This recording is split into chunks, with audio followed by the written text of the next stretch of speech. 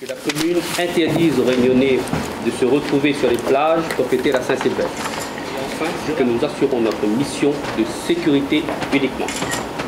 Alors ce matin, dans cette conférence de presse, on a voulu mettre en avant toute la partie sécurité et environnementale que peuvent causer ce rassemblement sur les plages de l'Ouest. Notamment la préservation de la faune marine, la préservation de l'environnement elle-même, le sous-bois notamment.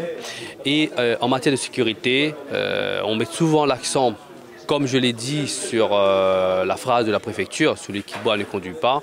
Et vous savez très bien qu'en période des fêtes, les accidents et les morts on ne compte plus très souvent.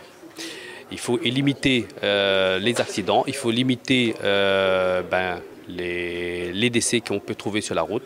Et pour cela, si vous voulez faire la fête sur la plage, restez-y jusqu'à ce que vous soyez dessoulés. On va dire ça comme ça.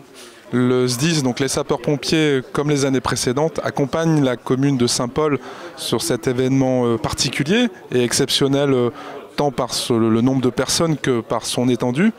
Donc nous mettons en place avec les secouristes de la Croix-Blanche, nous mettons donc des personnels dont la mission est bien sûr le secours à personne, mais aussi la mission exclusive des sapeurs-pompiers, c'est-à-dire des engins de lutte contre l'incendie directement sur la plage. Donc ça c'est pour le dispositif sur la plage et puis à l'extérieur du dispositif, puisque bien sûr les personnes vont se déplacer et puis il y a aussi le risque courant, comme on appelle chez nous. On a effectivement un doublement de nos effectifs dans les centres de secours voisins, c'est-à-dire La Saline, Saint-Leu, Saint-Paul-Centre, Bernica, etc., etc. Alors, un dispositif semblable aux années précédentes, au niveau de la gendarmerie, composé d'une 60aine de militaires, dont 20 réservistes, donc issus du recrutement local, pour renforcer les gendarmes dans leur mission à cette occasion.